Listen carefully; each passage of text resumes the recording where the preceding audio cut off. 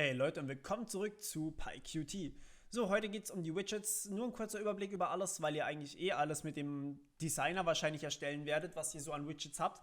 Und deswegen möchte ich euch bloß die Events hauptsächlich zeigen und wie ihr die ganzen Events dann abfangen könnt und so weiter und so fort. Gut, also fangen wir an. Wir erstellen uns einfach mal, ich sage einfach mal Basic Widget dazu oder einfach nur Widget. Sagen wir W dazu. W gibt es auf jeden Fall noch nicht. Und das ist ein Q-Label am Anfang mal. Okay, so Q-Label und wir moven dieses W einfach mal auf 50, damit wir es gut sehen können. So, ein Label ist etwas, da steht einfach nur, achso, wir fügen es auch noch Self hinzu. Und ein Label ist einfach irgendwas, was sozusagen ein bisschen Text enthält oder ein bisschen Bild enthält. Ja gut, Bild, ein bisschen Bild. Okay, genau. Und wir schreiben hier einfach mal rein, jetzt müsste ich doch noch tippen können, dann würdet ihr wahrscheinlich auch upvoten. Upvote nicht vergessen. Okay, mal gucken, was jetzt passiert. Wir haben hier einfach mal ein wunderbares... Achso, upsala, ich habe noch das Grid-Layout von letztem Mal gesetzt. Das wollen wir natürlich nicht. So, hier haben wir ein Label, einfach ein bisschen Text irgendwo auf dem Bildschirm. Ihr könnt den natürlich dann mit dem passenden Layout so anpassen, dass es da ist, wo ihr es gerne hättet. Genau. Was wir auch machen können in so einem Q-Label, was man nicht erwarten würde, ist, wir können ein bisschen mehr setzen, und zwar Bilder. Dazu sagen wir fügen das einfach mal hier so Self hinzu und sagen w.setPixMap. Pixmap und dann brauchen wir eine Q-Pixmap daraus, damit wir dann auch tatsächlich dieses Bild auch irgendwie erstellen können in einer Form, die für unser PyQt lesbar ist.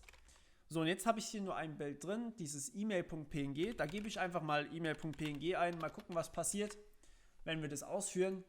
Aha, da ist es doch. Volle Größe und volle Pracht. Wunderschön, es passt sich sogar der Größe an. Das heißt, ihr wisst jetzt, ein Label ist nicht immer fest auf seiner Größe, also irgendwie für die Schriftgröße. Ich habe euch ja schon Fonts gezeigt. Die war ja dann auch ein bisschen größer und da wird nichts abgeschnitten, auch wenn ihr ein Bild reinmacht, es wird nicht abgeschnitten, sondern es wird einfach, es fließt drumrum. Und das ist echt cool. Ja. Okay, so könnt ihr Bilder damit machen, aber das hat euch wahrscheinlich jetzt nicht so sehr interessiert. Das Wichtigste dabei ist die Events. Und Events bei einem Label sind folgende. Wenn ich in mein wunderschönes kleines Teilchen hier in dieses Label einen Hyperlink schreibe, also einen Link, der euch zu irgendeiner Webseite führt, dann und ihr den dann aufruft, dann habe ich ein Event. Und dazu mal Folgendes: Wir setzen jetzt hier einfach mal unseren Text von unserem Label set Text und ich werde jetzt hier einfach mal Google reinpacken. So. Und was wir jetzt machen, ist Folgendes: Wir sagen w. Wenn ich jetzt tippen könnte, wie gesagt, set open external links. Und hier kann ich jetzt eingeben, ob meine Anwendung irgendwelche externen Links vertrauen möchte und die auch öffnen soll oder nicht. Und zwar spezifisch für diese Textbox. Das heißt, ich weiß, okay, das ist ein Link, der ist nicht von einem User oder sowas gekommen, sondern der ist tatsächlich von uns und wir möchten natürlich, dass der geöffnet wird. Das heißt, ich kann hier auch einfach sagen, okay, wir können auch davon ausgehen, dass der nicht schädlich ist, weil wir haben es ja selber geschrieben. Aber wenn irgendwie jetzt ihr eine Chat-App schreibt oder sowas, dann könnt ihr noch eine Warnung anzeigen und erst dann wird der Link geöffnet oder sowas. Aber wir sagen jetzt hier direkt, okay, wir öffnen diesen Link, wenn jemand draufklickt. Okay, so und dann sagen wir w. Und jetzt haben wir die Möglichkeit, den Link activated. Das ist auch ein Event. Das heißt, wir haben hier link activated.connect. Nicht Punkt. Und dann hier zum Beispiel dieses klickt oder sowas aufzurufen. Ja, und dann wird eben die Funktion klickt aufgerufen, wenn der Event aufgerufen wird oder wenn ihr generell auf den Link klickt. So, das heißt, ich mache jetzt hier einfach mal ein dev klickt. Self ist schon drin, vielen Dank. Und ich sage hier print klickt. Okay. Hoppla, ich meine natürlich self.clicked hier, sonst wird das nichts. Self.clicked, so.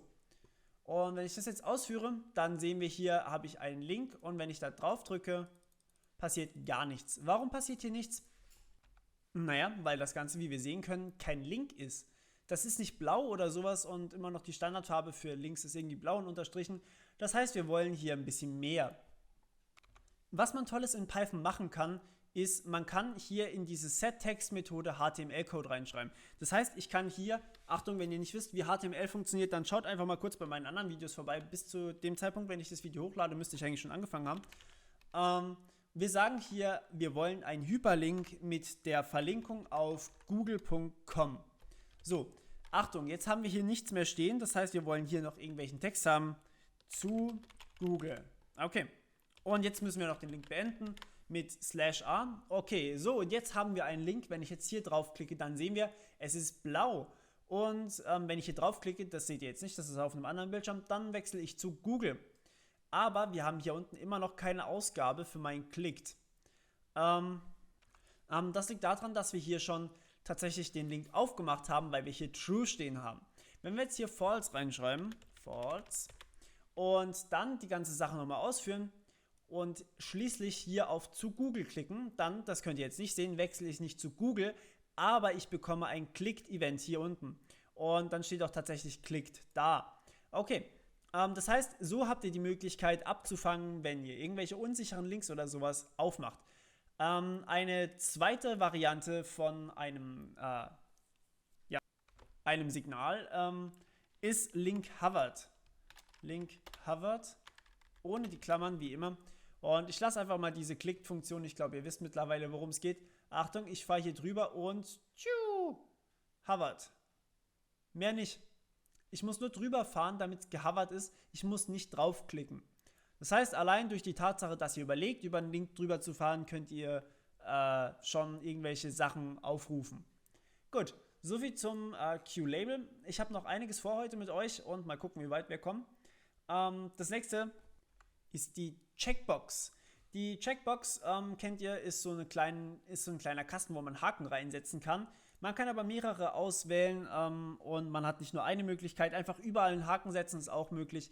Das heißt, ihr habt da so ein kleines bisschen so eine Gruppierung von diesen Elementen. Aber wahrscheinlich wusstet ihr das schon. Hier möchte ich auch nur kurz auf die Events eingehen, die wir hier haben. Und zwar werden wir uns jetzt mal eine Q-Checkbox erstellen. Q-Checkbox. Und wir fügen sie einfach direkt schon self hinzu. Wir sagen nicht, dass wir irgendwie einen Link möchten. Wir sagen hier einfach, okay, wir hätten gerne so. Wir hätten gerne hier Check me stehen. Komma. So. Und jetzt sagen wir, wir hätten gerne die Möglichkeit, sie zu toggeln. Und toggeln bedeutet, sie anzuticken oder auch nicht anzuticken. Das heißt, ihr könnt den Standardwert ändern, indem ihr einfach sagt w.toggle. So, was jetzt passiert ist, wir haben eine Checkbox, die schon gecheckt ist. Und wenn wir jetzt hier draufklicken, ist sie wieder angecheckt und dann ist sie wieder gecheckt. Wenn ich diese Zeile hier rauslasse, dann ist sie anfangs ungecheckt. Das heißt, ihr könnt so ein bisschen Standardparameter setzen. Wenn ihr sie schon am Anfang irgendwie gecheckt haben wollt, dann Toggle eingeben und ansonsten nicht. Die Events sind irgendwie logisch. Immer wenn sie getoggelt wird, dann wollt ihr gerne, dass diese Checkbox irgendein Event auslöst. Das tut ihr, indem ihr sagt w.stateChanged, hier das weg, und .connect und dann Clicked aufrufen oder irgendeine andere Funktion, halt self.clicked oder irgendeine andere Funktion, die euch gerade in den Kram passt. So, und wenn ich das jetzt hier aufrufe, dann steht hier unten, Achtung, hier steht nichts, ich toggle das Ganze, jetzt steht hier Clicked. Und wenn ich es wieder toggle, dann steht hier unten wieder Clicked und wieder und so weiter und so fort. Genau, wunderbar, so funktionieren Checkboxen. Logischerweise könnt ihr hier in diesem Event auch noch deutlich mehr machen, als nur irgendwie Print Clicked oder sowas machen. Ihr könnt den Titel ändern, ihr könnt den Text hiervon ändern. Das habe ich euch alles schon gezeigt, wie es geht. Schaut euch am besten die alten Videos dazu an, oder was heißt alt? Die Videos von vor 8 Tagen oder sowas. Genau. So, jetzt haben wir noch die weitere Möglichkeit, einen Toggle-Button zu erstellen. Der Toggle-Button ist sehr ähnlich wie der normale Button und ein bisschen wie der Checkbox-Button. Ihr könnt ihn sozusagen runterdrücken und er bleibt unten. Also dieser Button meine ich. Genau. Und das ist auch schon im Prinzip alles. Dazu brauchen wir keine Q-Checkbox, sondern einen Q-Push-Button wieder. Ups, warum tippe ich denn nicht? Q-Push-Button. Und jetzt haben wir hier die Möglichkeit, ein Set-Checkable zu setzen. w.set-checkable. Ups. Und dadurch machen wir sozusagen eine Checkbox aus unserem Button. Das sieht dann relativ witzig aus, ist auch nicht so häufig, aber ist ziemlich cool. Hier muss natürlich noch True rein. Wenn wir False reinmachen, dann haben wir den normalen Button. Wenn wir True reinmachen, haben wir einen Checkbox-Button. Und hier haben wir jetzt auch die Möglichkeit mit Set, nein, halt Lüge, nicht mit State Changed, sondern mit Clicked. Und zwar brauchen wir hier jetzt noch eine komische Array-Klammer Bool. Was das ist, erzähle ich euch irgendwann anders. Erinnert mich vielleicht mal dran. Und jetzt wollen wir hier dieses Self.Clicked aufrufen. Allerdings haben wir jetzt hier noch mehr, was wir reinpacken. Nämlich der Bool kommt hier auch noch mit rein. Down. Sagen wir einfach mal Down dazu. Und jetzt sagen wir hier drin, if down print down, else print up. So. Okay, wenn ich das jetzt ausführe, dann sieht das so aus. Ups. Ich habe den Doppelpunkt vergessen.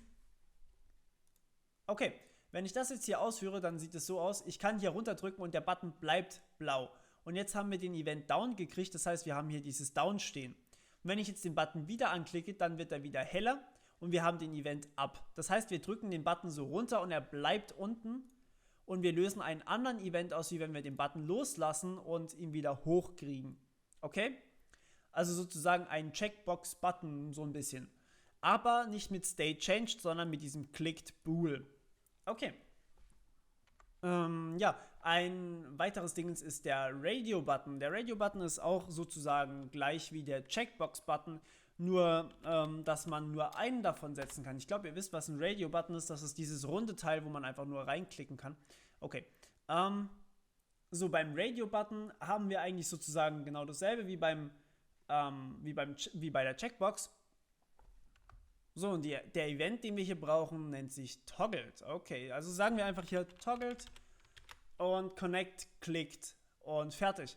Hier brauchen wir auch wieder diesen einen Boolean, den wir hier gerade eben gebraucht haben. Deswegen habe ich euch diesen Button-Trick gezeigt. Ja, und wir sagen Go und schon sind wir soweit. Hier haben wir eine Checkbox, hinten dran steht Check Me. Und Achtung, hier unten auf die Konsole, wenn wir den checken, dann steht hier Down. Das heißt, wir haben den Boolean Down auf True gesetzt. Wir haben sozusagen hier diesen Haken reingemacht, also True. Und wenn wir ihn wieder rausmachen, dann ist es wieder Up. Okay, wenn ich dieses Set Checkable hier rausmache, dann passiert Folgendes.